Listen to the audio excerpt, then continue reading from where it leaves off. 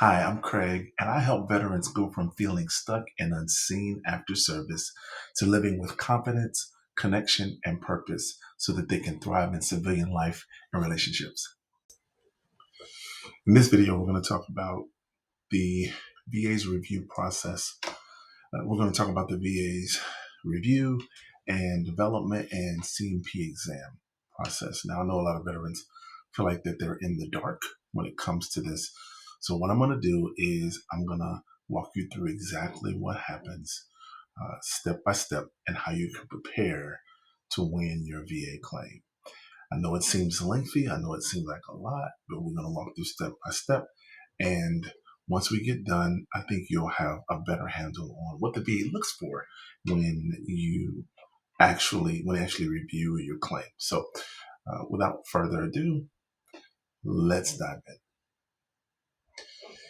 So the initial review and the VA's duty to assist. Let's talk about what that is. The VA has a duty to assist whenever anybody sends in an application for a VA compensation claim. They're going to actually look over your submitted application and your evidence. So the review process means after we've gotten all our evidence together, after we've gotten our claim documents together, we send it into the VA, whether, remember, that's by fax or mail or in person or quick submit or va.gov online. We're going to submit our claims to the VA.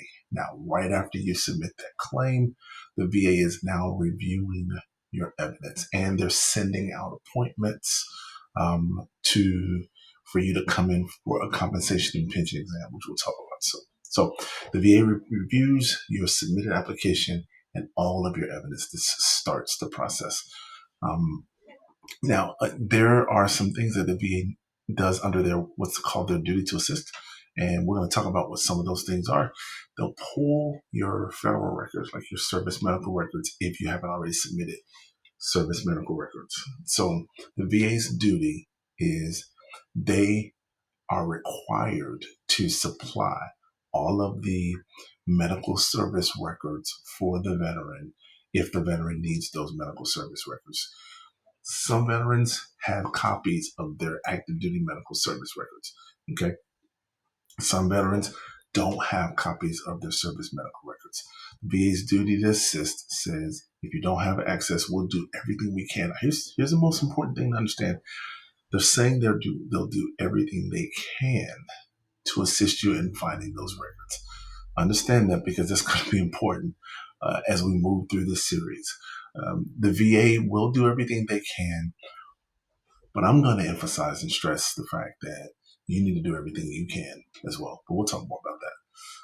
Okay, so what else does the VA do? They attempt to retrieve your private medical records.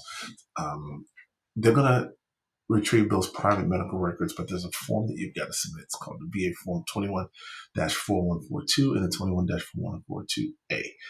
I'm not going to get deeply into those forms because I'm going to do some separate videos breaking down what those forms are, how they're to be filled, how you fill it out properly and correctly, and even some tips on how to get private medical records or even military medical records from places that you think don't have those records anymore, or from places where you don't think that they would have kept a copy, or from places that you transfer from, right? So this is a form, VA Form 21-4142 and 21-4142 Alpha, okay? This is important. If the VA sends you a letter requesting information, man, we'll talk a lot about this. You got to respond promptly. One of the things that the VA does often, very often, and I think they've changed it now, they're trying to change more of it, is that they send you stuff via snail mail, right? So you might get a letter, you may get a letter in that says you got to respond to this letter 30 days, in 30 days. Now, they've gotten much better about it, but it used to be like, okay, I have to respond to this letter in 30 days. Is this 30 days after I receive it? Is this 30 days or is this 30 days after you sent it to me? And sometimes they weren't very clear about that. So it winds up veterans flooding the call system, calling the VA, trying to figure out the status of not their claim necessarily, but the status of the correspondence. And then they get on the phone with the VA claims rep or the VA representative, and they get so frustrated because they've waited so long that they're now asking a lot of information additional to what the VA sent them. So if they actually take the time to send you something, please respond properly. You don't want any delays in your claim. Okay. Now, we move to what's really important, and that is CMP exams. Now, before I really get into this, okay, it's really something that, okay, CMP exams are all the rave. Everybody's talking about them. You'll hear everything from, going your CMT exam, cough, go your CMP exam, make sure you got your crutches, make sure you have, I'm telling you, I've heard it all.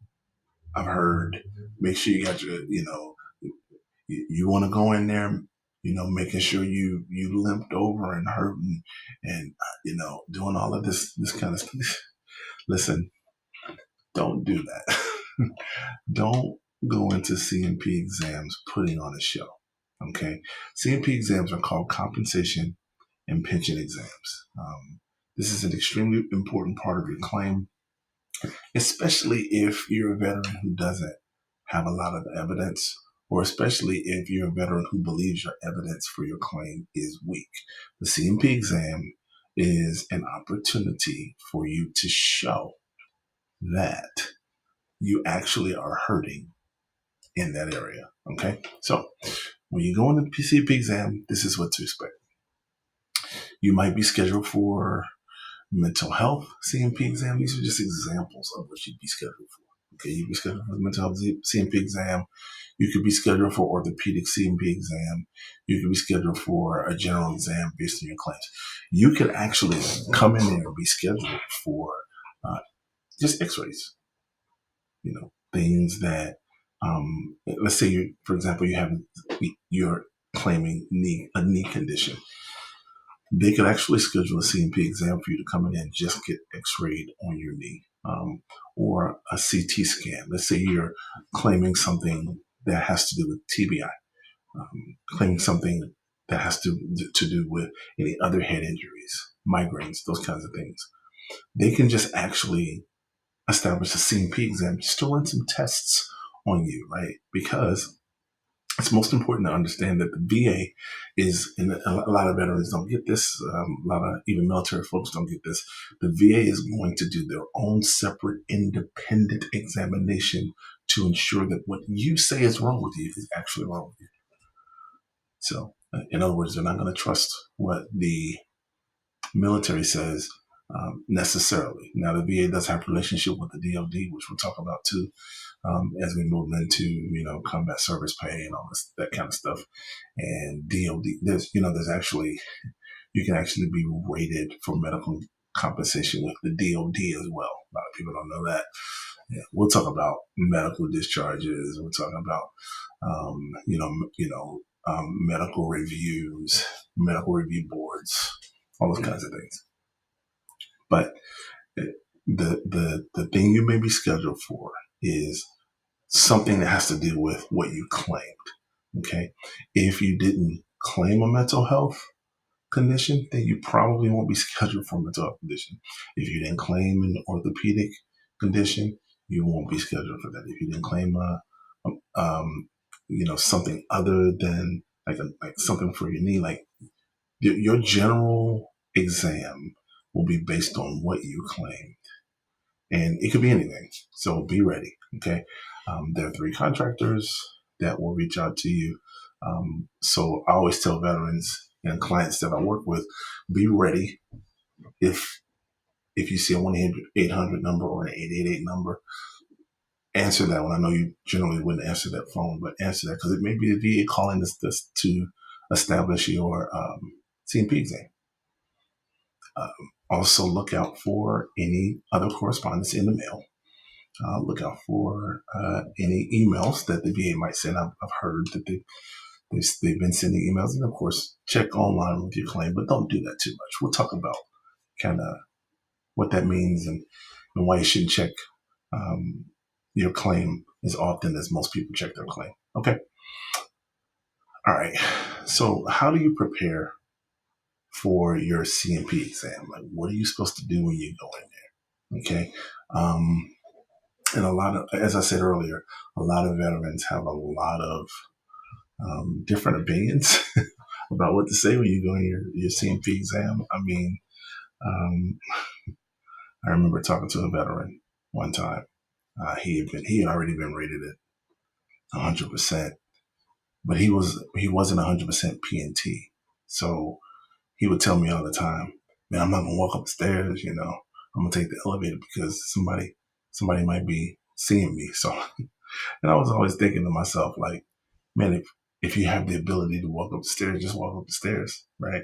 If if somebody's gonna come on your examination and ask a question about what you did, and you actually lose your percentage, or you lose something, right? It's probably because you got better. But let's talk about how to prepare. There are things that are all across the board, um, and I'm going to walk you through what I tell clients when they prepare for a CMP exam. Be honest and not heroic. You don't have to go in there and tell them, "Hey, you know what? I had some injuries, but I was able to press through them." Especially if you're still hurting. One of the things that veterans do often is they're still hurting. There's still some kind of issue that they have, right? But because they still have the military mentality of pressing through and the mission mindset that the mission comes first, then we completely forget about our bodies and our minds. Here's what you need to understand. When you separate or get honorably discharged or have a medical discharge or something of that nature or retire, the mission is now your health, your mental health, physical health, emotional health, um, spiritual health, physical health, and social health. Okay, that's the mission. It's not what you did in the military anymore. It's now the mission of life and making sure you transition successfully into whatever goals and dreams and visions you have for a civilian world, right? And that takes a lot, right? But that's what the mission is now. So be honest, don't be heroic. When you go in a CMP exam, what they're going to be asking you is how you feel on your worst days, not the days where you don't have a lot going on and you don't feel a lot of pain. You want to talk about when this thing gets really, really bad.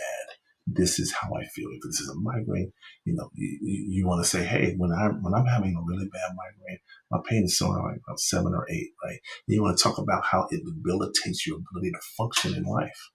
You want to tell this to the CMP examiner.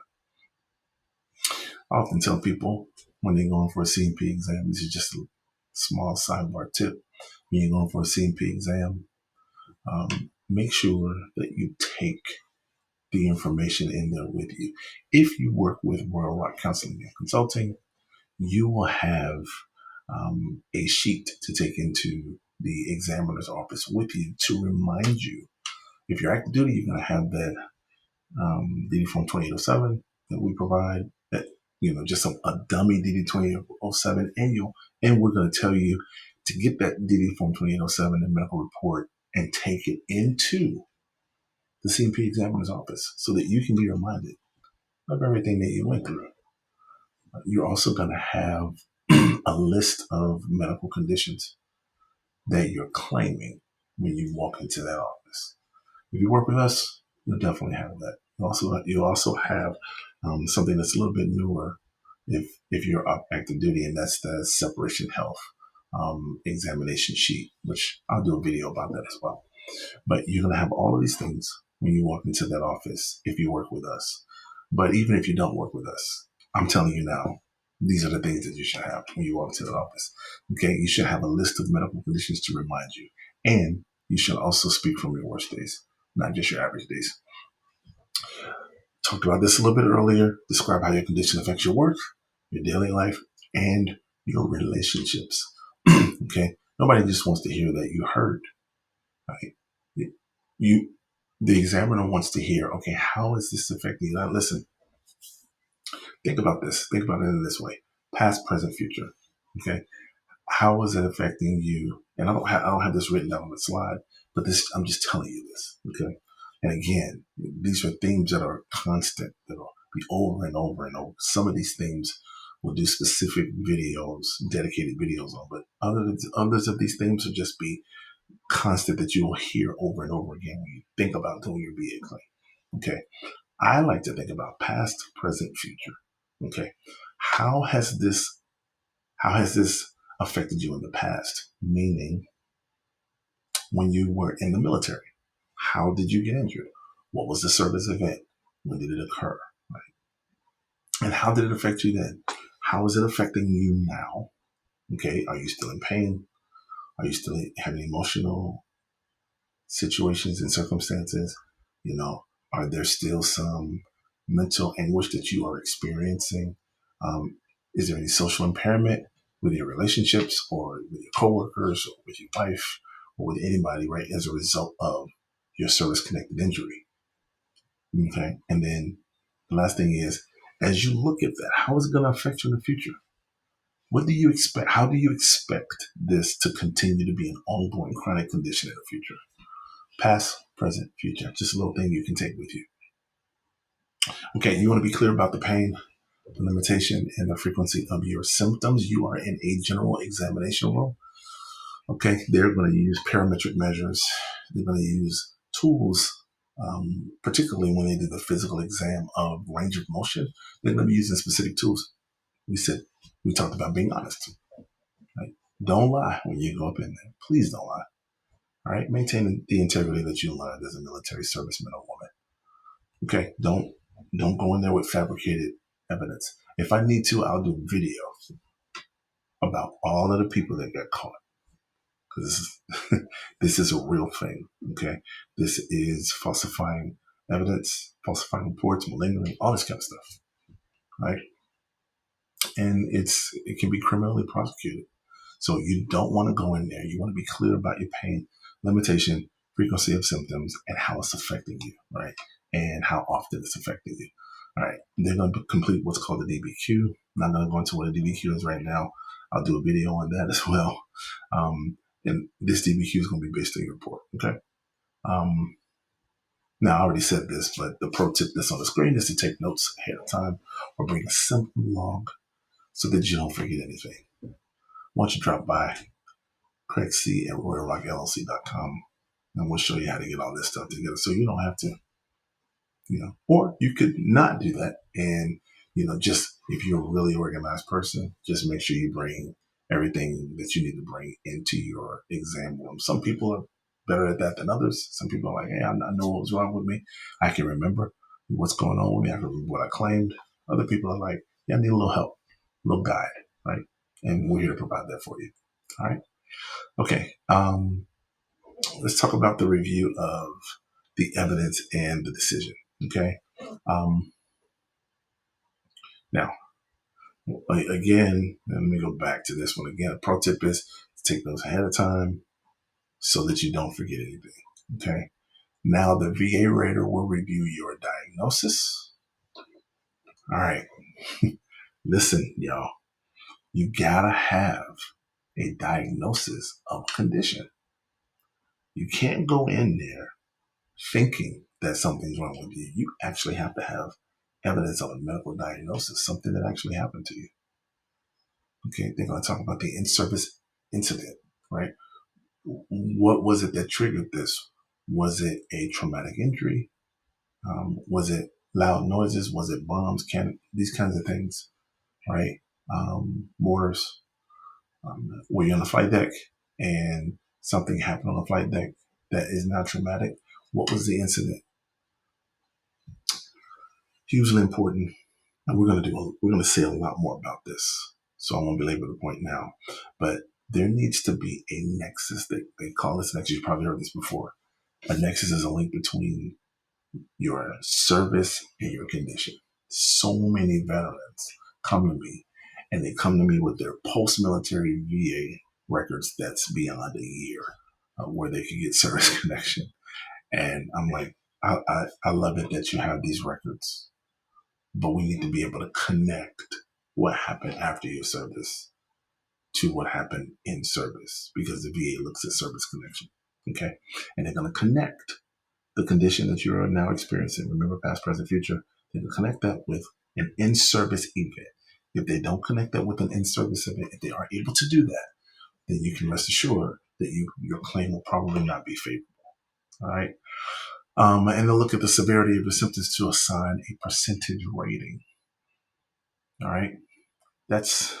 These were all like series of videos, um, some of my brothers and sisters out there have done a great job in talking about VA percentages, talking about the things I'm talking about. Right? I'm foraying into this area. There's a lot to say. There's a lot of good information out there, but there's a lot of bad information out there as well. Okay, but the VA is going to take the severity of your symptoms, and we'll do some more talk about VA rating scales, the M121, 38 CFR. We'll talk about a lot of that stuff. Okay, but there's a percentage that's assigned to each condition that the VA rates. Okay, and they use the 38 CFR. And there it is. I was just talking about it. These are 38 CFR for rating disabilities to determine your rating. Remember, if your claim is strong in those three areas, diagnosis, in-service event, and Nexus, meaning service connection to the in-service event, right? I like to throw a fourth aspect in there, which is documentation. Some other VA claim experts like to say something different on the fourth one. They want to get into secondary, tertiary conditions and all of that. Those are important. There have been so many people, so many veterans that I know who didn't get what they needed to get from a compensation perspective just because they couldn't prove that it happened in service. There are a lot of different ways to do this depending on your situation, right? And we'll talk more about what that means in future videos. But have those three things and you won't have to worry about anything when you're seeing P exam. This is really what a rubber meets the road. How this goes could determine or make or break your claim. Okay, so you want to pay attention to the CP exam, and if you're feeling like that you need some help, don't try to do it this alone. You can reach out to us, or reach out to somebody who has your best interest in mind when it comes to your VA claim. All right, CMP exam doesn't have to be something that is fretful. It doesn't have to be something that is fearful. Okay, it is actually your opportunity to say to the VA, this is what's going on with me. This is a documentation that I have.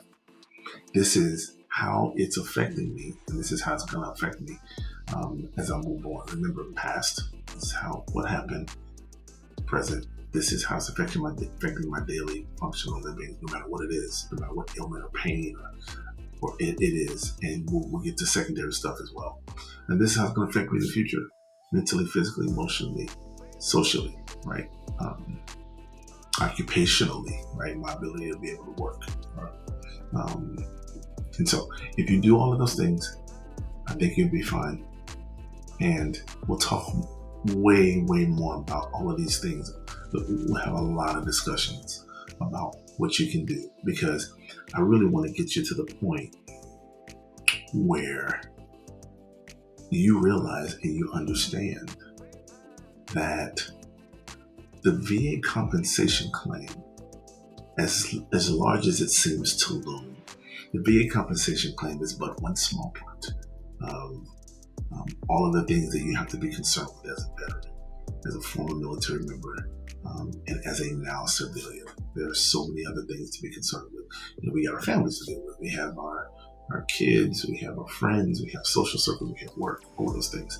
And we're here to help you navigate and walk through it all. So as I constantly and I always say to everybody, live royally and live well, and I'll see you in the next one. Take care.